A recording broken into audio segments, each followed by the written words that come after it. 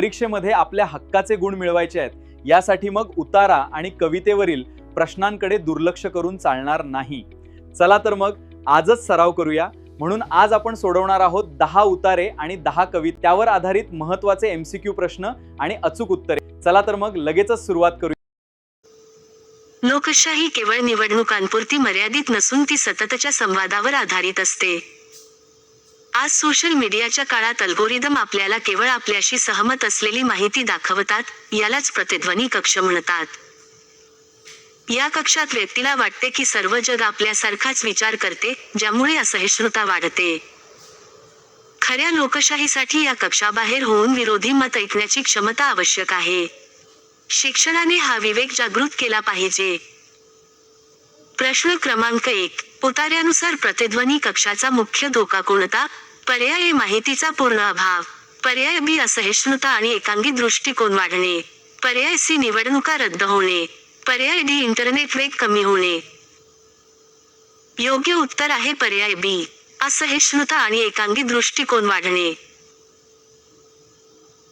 प्रश्न क्रमांक 2. असहिष्णुता या शब्दाचा समास ओळखा.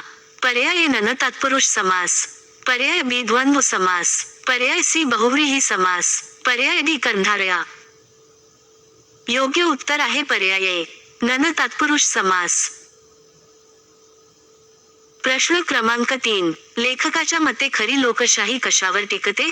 पर्याय ए बहुमताच्या दडपशाहीवर, पर्याय बी विरोधी मत ऐकण्याच्या क्षमतेवर, पर्याय सी अल्गोरिदमवर, पर्याय डी सोशल मीडियाच्या लाईक्सवर. योग्य उत्तर आहे पर्याय बी, विरोधी मत ऐकण्याच्या क्षमतेवर. प्रश्न क्रमांक 4. या उतार्यातील मध्यवर्ती अलंकार शैली कोणती? पर्याय ए दृष्टांत आणि रूपकात्मक विवेचन, पर्याय बी श्लेष, पर्याय सी यमक, पर्याय डी अतिशयोक्ती.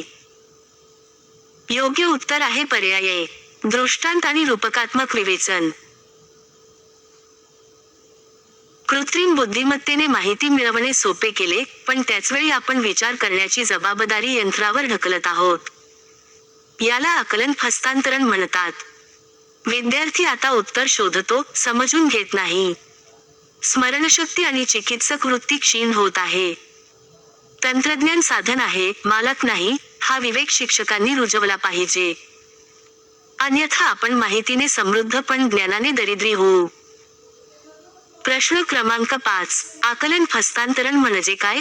पर्याय ए यंत्राकडून मानवाकडे ज्ञान येणे, पर्याय बी विचाराची जबाबदारी यंत्रावर ढकलणे, पर्याय सी संगणक शिकवणे, पर्याय डी पुस्तके वाचणे. योग्य उत्तर आहे पर्याय बी, विचाराची जबाबदारी यंत्रावर ढकलणे. प्रश्न क्रमांक 6. ज्ञानाने दरिद्री या वाक्यातील अलंकार? पर्याय ए विरोधाभास अलंकार, पर्याय बी उपमा, पर्याय सी अनुप्रास, पर्याय डी रूपक. योग्य उत्तर आहे पर्याय ए, विरोधाभास अलंकार.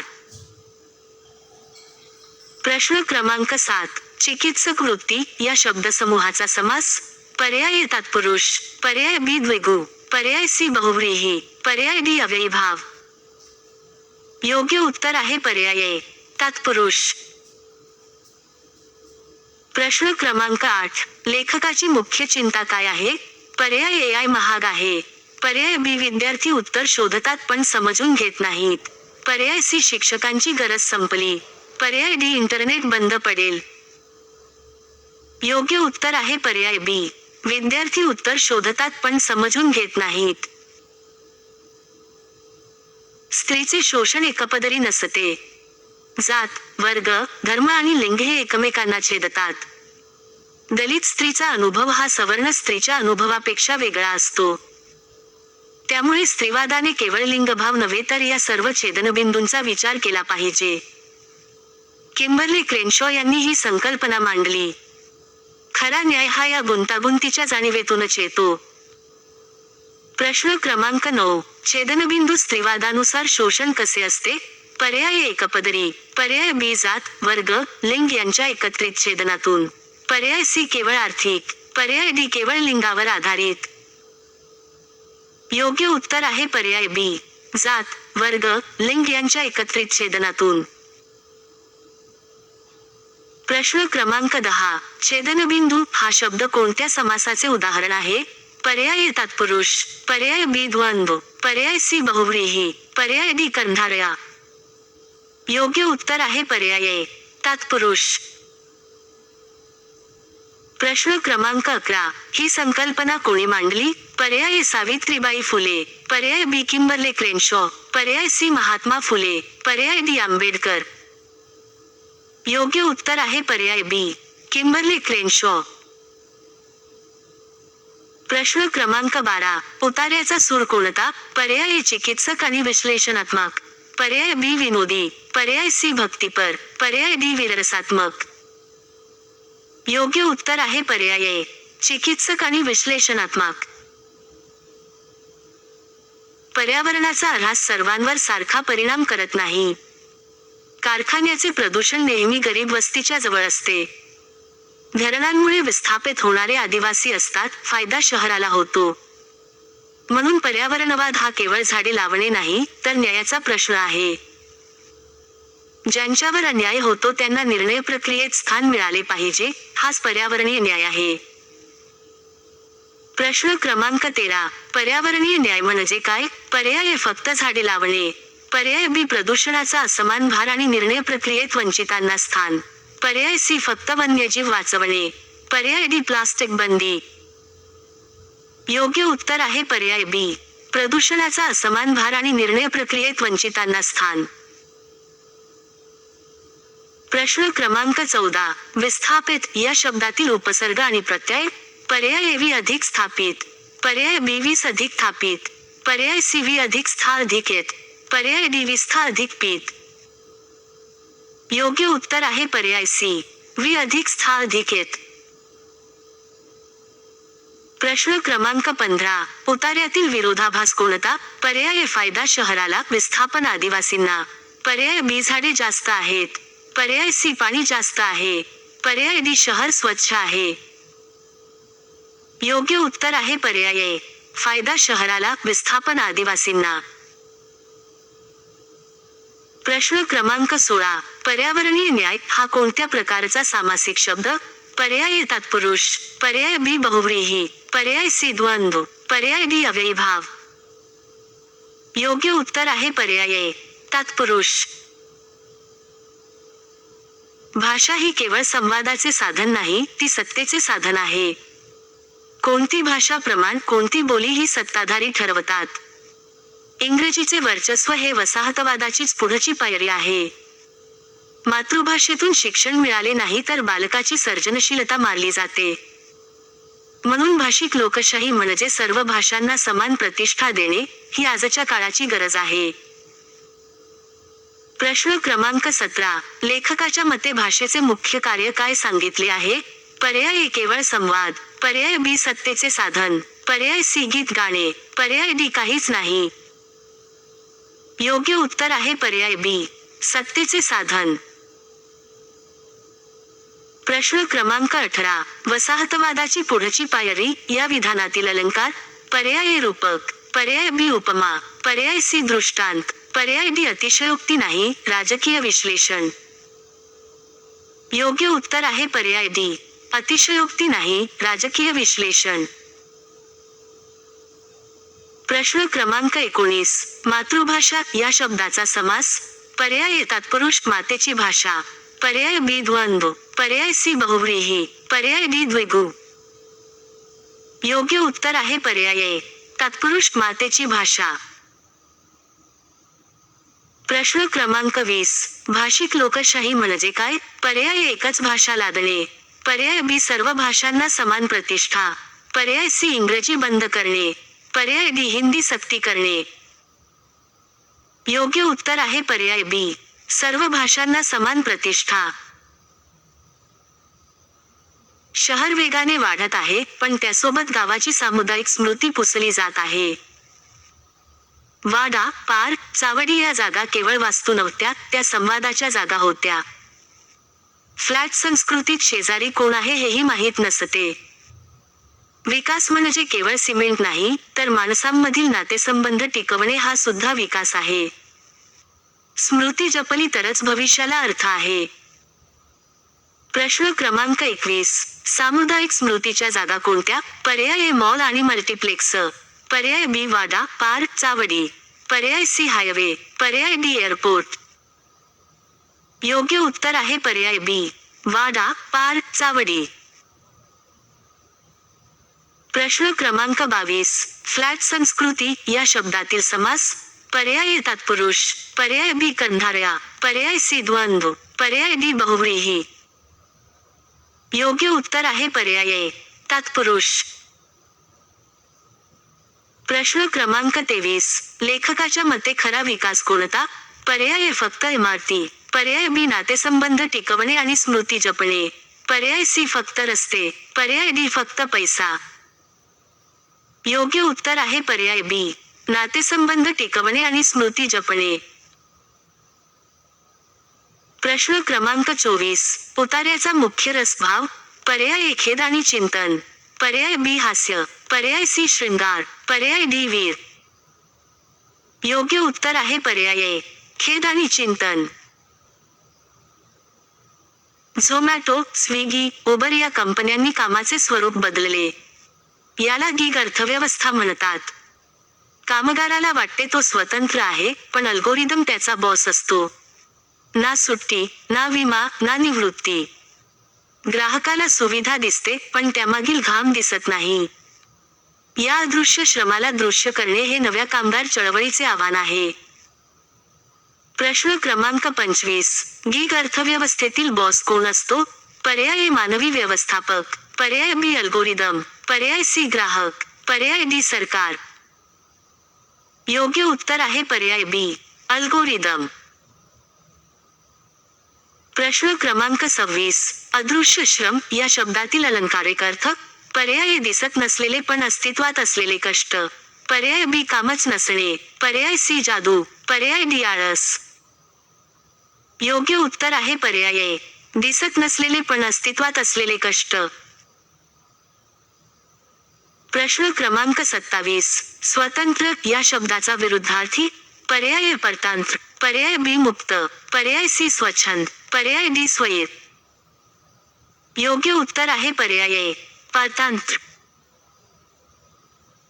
प्रश्न क्रमांक 28. या उतार्याचा मुख्य मुद्दा? पर्याय A गिग कामगारांना सामाजिक सुरक्षा नाही, पर्याय B जेवण महाग आहे, पर्याय C ॲप चांगले नाहीत, पर्याय D रस्ते खराब आहेत.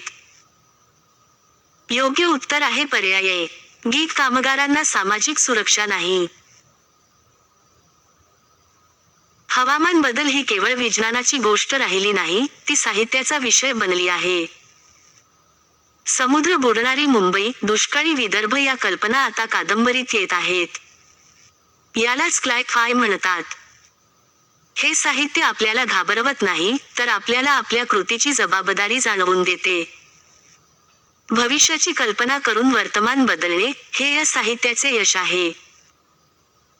प्रश्न क्रमांक 29. क्लाय-फाय साहित्याचे उद्दिष्ट काय? पर्याय A केवळ मनोरंजन, पर्याय B भविष्याची कल्पना दाखवून वर्तमानात जबाबदारी जाणवणे, पर्याय C विज्ञान शिकवणे, पर्याय D घाबरवणे. योग्य उत्तर आहे पर्याय B भविष्याची कल्पना दाखवून वर्तमानात जबाबदारी जाणवणे. प्रश्न क्रमांक 30. समुद्र बुडणारी मुंबई या कल्पनेतील अलंकार? पर्याय अतिशयोक्ती आणि भयावह रूपक, पर्याय B उपमा, पर्याय C अनुप्रास, पर्याय D यमक. योग्य उत्तर आहे पर्याय A अतिशयोक्ती आणि भयावह रूपक. प्रश्न क्रमांक 31. हवामान या शब्दाचा समास विग्रह? पर्याय A हवेचे माननीय, पर्याय B हवा आणि माननीय, पर्याय C हवेचा माननीय, पर्याय D हवामान हा सामासिक नाही, एक शब्द. योग्य उत्तर आहे पर्याय A हवेचे मान. प्रश्न क्रमांक 32. हवामान बदल आता कशाचा विषय बनला आहे? पर्याय A फक्त विज्ञानाचा, पर्याय B साहित्याचा देखील, पर्याय C फक्त राजकारणाचा, पर्याय D फक्त धर्माचा. योग्य उत्तर आहे पर्याय B साहित्याचा देखील. गुण म्हणजे गुणवत्ता नाही. आजची परीक्षा केवळ पाठांतर तपासते, आकलन नाही. विद्यार्थी 90% मिळवतो पण साधा अर्ज लिहू शकत नाही. याचे कारण आपले मूल्यमापन हे बेरीजचे आहे, गुणाकाराचे नाही. खरे मूल्यमापन हे कृतीतून, प्रकल्पातून, चर्चेतून झाले पाहिजे. तेव्हाच शिक्षणाचा अर्थ लागेल. प्रश्न क्रमांक 33. लेखकाच्या मते सध्याची परीक्षा काय तपासते? पर्याय आकलन, पर्याय बी केवळ पाठांतर, पर्याय सी सर्जनशीलता, पर्याय डी कृती. योग्य उत्तर आहे पर्याय बी, केवळ पाठांतर. प्रश्न क्रमांक 34. गुण म्हणजे गुणवत्ता नाही, या वाक्यातील अलंकार? पर्याय विरोधाभास आणि यमक, पर्याय बी उपमा, पर्याय सी रूपक, पर्याय डी अनुप्रास. योग्य उत्तर आहे पर्याय विरोधाभास आणि यमक. प्रश्न क्रमांक 35. खरे मूल्यमापन कसे असावे? पर्याय फक्त लेखी, पर्याय बी कृती, प्रकल्प, चर्चेतून, पर्याय सी फक्त तोंडी, पर्याय डी फक्त बहुपर्यायी. योग्य उत्तर आहे पर्याय बी, कृती, प्रकल्प, चर्चेतून. प्रश्न क्रमांक 36. मूल्यमापन शब्दातील समास? पर्याय तत्पुरुष, पर्याय बी द्वंद्व, पर्याय सी बहुव्रीही, पर्याय डी अव्ययीभाव. योग्य उत्तर आहे पर्याय तत्पुरुष. ज्ञान हे तटस्थ नसते. इतिहास पुरुषांनी लिहिला, विज्ञान प्रयोगशाळेत पुरुषांच्या प्रश्नांवर झाले. स्त्रियांचे अनुभव, त्यांचे श्रम, त्यांच्या वेदना यांना ज्ञानाचा दर्जा मिळाला नाही. स्त्रीवादी ज्ञानमीमांसा म्हणते की ज्ञान हे अनुभवातून येते आणि स्त्रीचा अनुभव हा वेगळ्या ज्ञानाचा स्रोत आहे. हे मान्य करणे म्हणजे ज्ञानाची लोकशाहीकरण करणे आहे. प्रश्न क्रमांक 37. स्त्रीवादी ज्ञानमीमांसेनुसार ज्ञान कसे असते? पर्याय पूर्ण तटस्थ, पर्याय बी तटस्थ नसते, अनुभव आणि सत्तेने प्रभावित, पर्याय सी फक्त पुस्तकातून येते, पर्याय डी फक्त प्रयोगशाळेतून येते. योग्य उत्तर आहे पर्याय बी, तटस्थ नसते, अनुभव आणि सत्तेने प्रभावित. प्रश्न क्रमांक 38. ज्ञानाचे लोकशाहीकरण म्हणजे काय? पर्याय सर्व अनुभवांना ज्ञानाचा दर्जा देणे, पर्याय बी निवडणूक घेणे, पर्याय सी पुस्तके वाटणे, पर्याय डी शाळा बंद करणे. योग्य उत्तर आहे पर्याय सर्व अनुभवांना ज्ञानाचा दर्जा देणे. प्रश्न क्रमांक 39. ज्ञानमीमांसा या शब्दाचा विग्रह? पर्याय ज्ञानाची मीमांसा, पर्याय बी ज्ञान आणि मीमांसा, पर्याय सी ज्ञानासाठी मीमांसा, पर्याय डी ज्ञानाहून मीमांसा. योग्य उत्तर आहे पर्याय ज्ञानाची मीमांसा. प्रश्न क्रमांक 40. या उतार्याचा मुख्य आग्रह? पर्याय स्त्री अनुभवाला ज्ञानाचा दर्जा द्यावा, पर्याय बी पुरुषांनी लिहू नये, पर्याय सी विज्ञान बंद करावे, पर्याय डी इतिहास वाचू नये. योग्य उत्तर आहे पर्याय स्त्री अनुभवाला ज्ञानाचा दर्जा द्यावा. काळ्या मातीच्या कुशीतून अंकुर फुटतो हिरवा, घाम गाळतो बळीराजा, तरी पोट राहते कोरडे. पाऊस आला झडीने, शेत हसले आनंदाने, पण सावकाराच्या वहीत आकडे वाढले कर्जाचे. प्रश्न क्रमांक 41. कवितेतील मध्यवर्ती विरोधाभास कोणता? पर्याय माती काळी पण अंकुर हिरवा, शेत हसते पण कर्ज वाढते, पर्याय बी पाऊस आणि ऊन, पर्याय सी दिवस आणि रात्र, पर्याय डी शहर आणि गाव. योग्य उत्तर आहे पर्याय माती काळी पण अंकुर हिरवा, शेत हसते पण कर्ज वाढते. प्रश्न क्रमांक 42. काळ्या मातीच्या कुशीतून या ओळीतील अलंकार? पर्याय रूपक आणि मानवीकरण, पर्याय बी उपमा, पर्याय सी अनुप्रास, पर्याय डी श्लेष. योग्य उत्तर आहे पर्याय रूपक आणि मानवीकरण. प्रश्न क्रमांक 43. बळीराजा या शब्दाचा समास? पर्याय बहुव्रीही, बळी हा राजा आहे असा, पर्याय बी तत्पुरुष, पर्याय सी द्वंद्व, पर्याय डी कंधारया. योग्य उत्तर आहे पर्याय बहुव्रीही, बळी हा राजा आहे असा. प्रश्न क्रमांक 44. कवितेचा मुख्य रस? पर्याय करुण आणि वत्सलतेचा मिलाफ, पर्याय बी शृंगार, पर्याय सी हास्य, पर्याय डी वीर. योग्य उत्तर आहे पर्याय करुण आणि वत्सलतेचा मिलाफ. विठू माऊली तू माऊली जगाची, माऊलीत मूर्ती विठ्ठलाची, कटीवर हात उभा विटेवरी, पाहतोय वाट पंढरीच्या वारी, भेद नाही तिथे जात पात धर्म, विठ्ठलच सांगतो माणुसकीचा मर्म. प्रश्न क्रमांक 45. कवितेत विठ्ठलाचे कोणते रूप वर्णिले आहे? पर्याय ए युद्ध करणारा, पर्याय बी माऊली आणि समतेचे प्रतीक, पर्याय सी क्रोधित, पर्याय डी धन देणारा. योग्य उत्तर आहे पर्याय बी, माऊली आणि समतेचे प्रतीक. प्रश्न क्रमांक 46. माऊलीत मूर्ती विठ्ठलाची या ओळीतील अलंकार? पर्याय ए अनुप्रास आणि रूपक, पर्याय बी यमक, पर्याय सी श्लेष, पर्याय डी उपमा. योग्य उत्तर आहे पर्याय ए, अनुप्रास आणि रूपक. प्रश्न क्रमांक 47. पंढरीच्या वारी या शब्दातील विभक्ती? पर्याय ए षष्ठी, पर्याय बी सप्तमी, पर्याय सी चतुर्थी, पर्याय डी प्रथमा. योग्य उत्तर आहे पर्याय ए, षष्ठी. प्रश्न क्रमांक 48.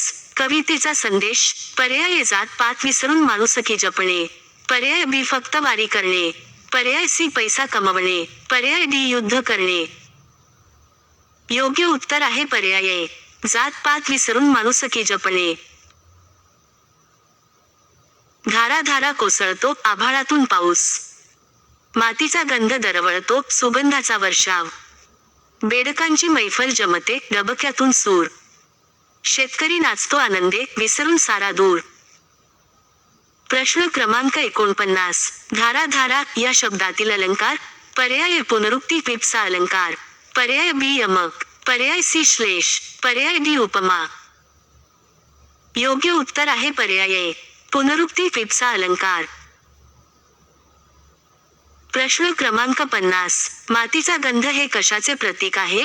पर्याय ए नवसृजन आणि तृप्ती, पर्याय बी दुःख, पर्याय सी राग, पर्याय डी कंटाळा.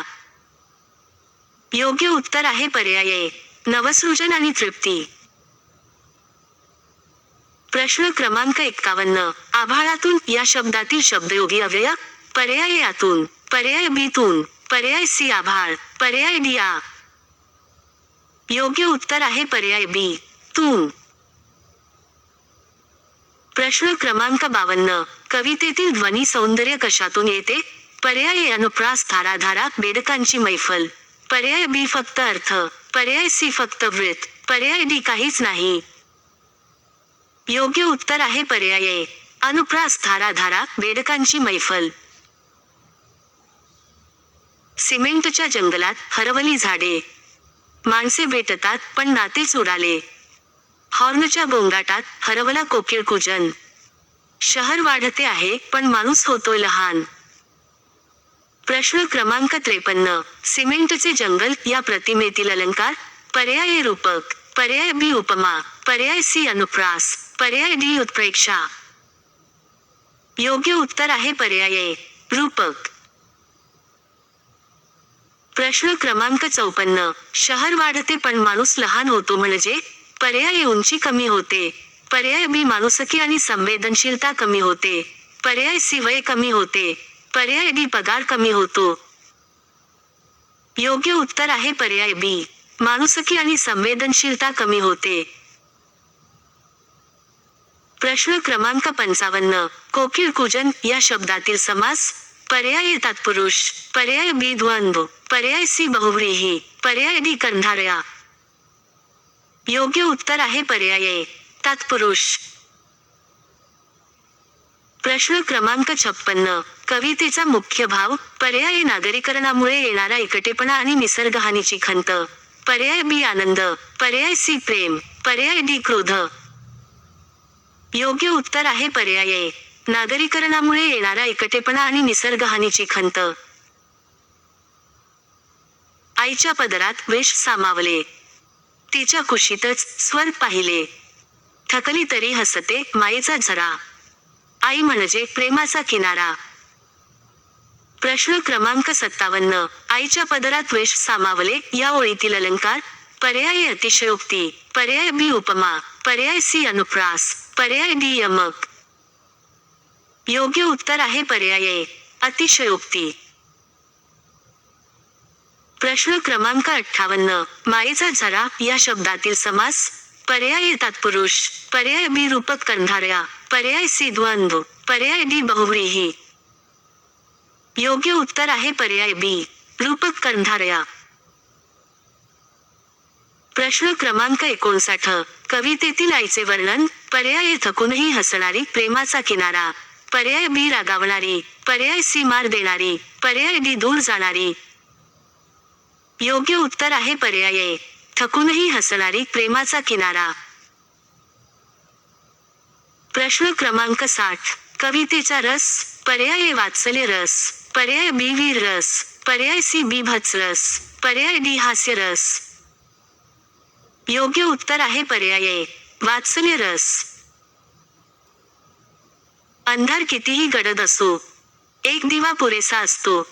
वादळ कितीही मोठे असो, एक नाव पुरेशी असते. लढण्याची जिद्द असली की नियतीलाही वाकावे लागते. प्रश्न क्रमांक 61. कवितेतील मध्यवर्ती विचार. पर्याय ए निराशावाद, पर्याय बी जिद्द आणि आशावादाने नियतीही बदलते, पर्याय सी पलायनवाद, पर्याय डी नियतीवाद. योग्य उत्तर आहे पर्याय बी, जिद्द आणि आशावादाने नियतीही बदलते. प्रश्न क्रमांक 62. या कवितेतील अलंकार प्रकार. पर्याय ए दृष्टांत अलंकार, पर्याय बी यमक, पर्याय सी श्लेष, पर्याय डी अनुप्रास. योग्य उत्तर आहे पर्याय ए, दृष्टांत अलंकार. प्रश्न क्रमांक 63. नियतीलाही या शब्दातील प्रत्यय. पर्याय ए ला अधिक ही, पर्याय बी तीर्थरूप, पर्याय सी लाही, पर्याय डी ही. योग्य उत्तर आहे पर्याय ए, ला अधिक ही. प्रश्न क्रमांक 64. कवितेचा छंद लय. पर्याय ए मुक्तछंद प्रेरणादायी, पर्याय बी अभंग, पर्याय सी ओवी, पर्याय डी पवाडा. योग्य उत्तर आहे पर्याय ए, मुक्तछंद प्रेरणादायी. डोळ्यांत स्वप्ने, हातात बळ, चालत राहू फोडू तट, आभाळ ठेंगणे वाटते जिद्दी पुढे, स्वप्न सत्य होते कष्टापुढे. प्रश्न क्रमांक 65. आभाळ ठेंगणे या कल्पनेतील अलंकार. पर्याय अतिशयोक्ती, पर्याय बी उपमा, पर्याय सी रूपक, पर्याय डी अनुप्रास. योग्य उत्तर आहे पर्याय ए, अतिशयोक्ती. प्रश्न क्रमांक 66. हातात बळ या शब्दसमूहाचा अर्थ. पर्याय सामर्थ्य असणे, पर्याय बी हात दुखणे, पर्याय सी बळी देणे, पर्याय डी हात लहान असणे. योग्य उत्तर आहे पर्याय ए, सामर्थ्य असणे. प्रश्न क्रमांक 67. कवितेतील संदेश. पर्याय ए कष्टाने स्वप्न सत्य होते, पर्याय बी स्वप्न पाहू नये, पर्याय सी झोपावे, पर्याय डी आभाळाला हात लावावा. योग्य उत्तर आहे पर्याय ए, कष्टाने स्वप्न सत्य होते. प्रश्न क्रमांक 68. तट या शब्दाचा अर्थ कवितेत. पर्याय ए अडथळा भिंत, पर्याय बी तलाव, पर्याय सी किनारा, पर्याय डी तटस्थ. योग्य उत्तर आहे पर्याय ए, अडथळा भिंत. कुंचल्याच्या टोकावर विश्व उभे राहते, रंगांच्या संगतीत दुःखही हसते, कला नुसती शोभा नाही ती प्रश्न विचारते, मूक शब्दांतूनही क्रांती घडवते. प्रश्न क्रमांक 69. कवितेनुसार कलेचे कार्य काय. पर्याय ए फक्त शोभा, पर्याय बी प्रश्न विचारणे आणि क्रांती घडवणे, पर्याय सी फक्त विकणे, पर्याय डी फक्त हसवणे. योग्य उत्तर आहे पर्याय बी, प्रश्न विचारणे आणि क्रांती घडवणे. प्रश्न क्रमांक 70. मूक शब्दांतून क्रांती या ओळीतील अलंकार. पर्याय ए विरोधाभास, पर्याय बी उपमा, पर्याय सी अनुप्रास, पर्याय डी यमक. योग्य उत्तर आहे पर्याय ए, विरोधाभास. प्रश्न क्रमांक 71. कुंचल्याच्या टोकावर या शब्दातील विभक्ती. पर्याय ए अधिकरण सप्तमी, पर्याय बी प्रथमा, पर्याय सी द्वितीया, पर्याय डी षष्ठी. योग्य उत्तर आहे पर्याय ए, अधिकरण सप्तमी. प्रश्न क्रमांक 72. कवितेचा सूर. पर्याय ए कलेच्या सामाजिक जबाबदारीचा, पर्याय बी विनोदी, पर्याय सी भयावह, पर्याय डी उदासीन. योग्य उत्तर आहे पर्याय ए, कलेच्या सामाजिक जबाबदारीचा. टाळ. मृदंगाच्या नादात देव भेटतो, भक्तीच्या ओलाव्यात अहंकार जडतो, जात पात विसरून सारे एक होतात, पंढरीच्या वाळवंटी वैकुंठ दिसते. प्रश्न क्रमांक 73. टाळ. मृदंगाच्या नादात देव भेटतो म्हणजे पर्याय संगीतातून समतेचा आणि भक्तीचा अनुभव, पर्याय बी देव प्रत्यक्ष येतो, पर्याय सी आवाज मोठा होतो, पर्याय डी नाच येतो. योग्य उत्तर आहे पर्याय ए, संगीतातून समतेचा आणि भक्तीचा अनुभव. प्रश्न क्रमांक 74. अहंकार जडतो या शब्दातील अलंकार. पर्याय ए मानवीकरण रूपक, पर्याय बी उपमा, पर्याय सी अनुप्रास, पर्याय डी यमक. योग्य उत्तर आहे पर्याय ए, मानवीकरण रूपक. प्रश्न क्रमांक 75. वाळवंटी या शब्दाचा अर्थ. पर्याय ए वाळवंटात, पर्याय बी वाळू, पर्याय सी वाळलेले, पर्याय डी वाट. योग्य उत्तर आहे पर्याय ए, वाळवंटात. प्रश्न क्रमांक 76. या कवितेची परंपरा. पर्याय ए वारकरी संत परंपरा, पर्याय बी शाहिरी, पर्याय सी आधुनिक, पर्याय डी पाश्चात्य. योग्य उत्तर आहे पर्याय ए, वारकरी संत परंपरा. उद्याचा सूर्य आजचाच आहे, पण उद्याचे हात नवे असतील, जुने मोडून नवे घडवू, माणसातच माणूस शोधू. प्रश्न क्रमांक 77. उद्याचा सूर्य आजचाच आहे म्हणजे काय. पर्याय ए काळ एकच पण कृती नवी असते, पर्याय बी सूर्य बदलतो, पर्याय सी दिवस संपला, पर्याय डी रात्र आहे. योग्य उत्तर आहे पर्याय ए, काळ एकच पण कृती नवी असते. प्रश्न क्रमांक 78. या कवितेतील अलंकार. पर्याय ए विरोधाभास आणि रूपक, पर्याय बी केवळ यमक, पर्याय सी श्लेष, पर्याय डी उपमा. योग्य उत्तर आहे पर्याय ए, विरोधाभास आणि रूपक. प्रश्न क्रमांक 79. माणसातच माणूस शोधू या ओळीचा अर्थ. पर्याय ए माणुसकीचा शोध, पर्याय बी गर्दीत हरवणे, पर्याय सी आरसा पाहणे, पर्याय डी पैसा शोधणे.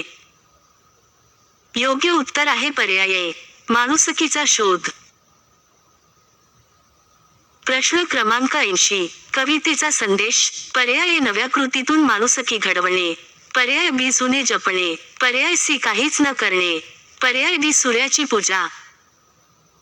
योग्य उत्तर आहे पर्याय ए, नव्या कृतीतून माणुसकी घडवणे.